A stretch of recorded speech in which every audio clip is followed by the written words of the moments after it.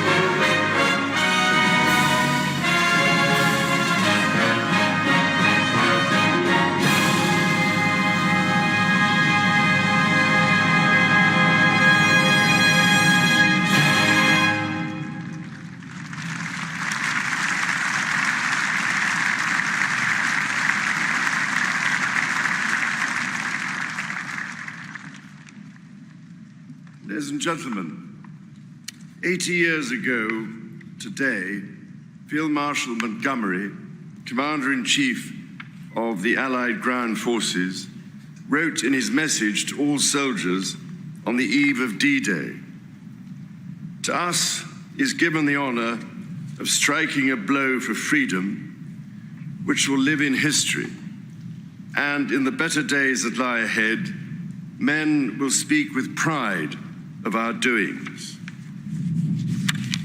Today we come together to honor those nearly 160,000 British, Commonwealth and Allied troops who, on the 5th of June 1944, assembled here and along these shores to embark on the mission which would strike that blow for freedom and be recorded as the greatest amphibious operation in history. Those who gathered here in Portsmouth would never forget the sight. It was by far the largest military fleet the world has ever known. Yet all knew that both victory and failure were possible, and none could know their fate.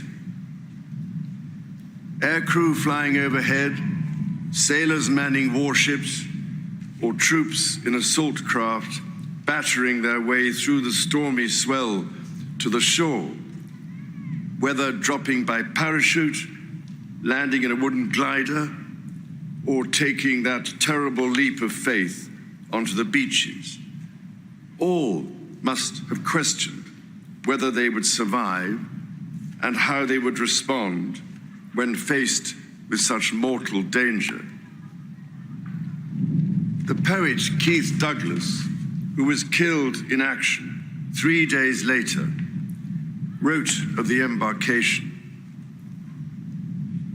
"Actors waiting in the wings of Europe, we already watch the lights on the stage and listen to the colossal overture begin. For us, entering at the height of the din, it will be hard to hear our thoughts, hard to gauge how much our conduct owes to fear or fury." At this remove, 8 decades later, it is a near impossible task to imagine the emotion of that day. The pride of being part of so great an enterprise, the anxiety of in some way not coming up to scratch, and the fear of that day being their last. I recently myself spoke to veterans who, to this day, remember with such heartbreaking clarity the sight of those many soldiers lying on the beach who drowned before they could even engage in combat.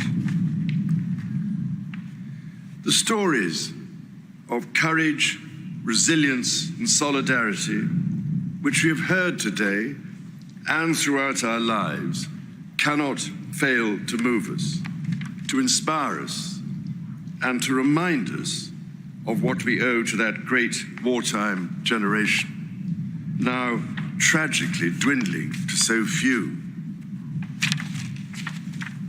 It is our privilege to hear their testimony, but our role is not purely passive. It is our duty to ensure that we and future generations do not forget their service and their sacrifice in replacing tyranny with freedom. Our rights and the liberty won at such terrible cost bring with them responsibilities to others in the exercise of that liberty. The Allied actions of that day ensured the forces of freedom secured first a toehold in Normandy, then liberated France, and ultimately the whole of Europe from the stranglehold of a brutal totalitarianism. And as we remember with humility, pride, and gratitude, let us never forget that the soldiers who fought in the campaign, launched from this place, came from 30 nations, from across the United Kingdom, the Commonwealth, and allied countries, while elsewhere in Europe, allied forces continued to make vital progress in their successful Italian campaign. And while halfway around the world, at that same moment, the critical battles of Imphal and Kohima raged on in what was then Burma. The 1944 Victoria Cross Roll of Honor includes Sikh, Muslim, and Hindu soldiers. A reminder that events that year shaped our world then and the society we share today. While it was the frontline troops who faced the greatest personal dangers, the privations and sacrifices of war were endured by so many more. The Allied victory was a truly collective effort, born of the fortitude and hard work of those who remained on the home front, toiling in factories, under our land in the mines, out in the fields, or working in secret, men and women alike. Their collective industry, ingenuity, and commitment helped our soldiers, sailors, and airmen to prevail. So, as we give thanks for all those who gave so much to win the victory, whose fruits we still enjoy to this day, let us once again commit ourselves always to remember, cherish, and honor those who served that day, and to live up to the freedom they died for by balancing rights with civic responsibilities to our country. For we are all eternally in their debt.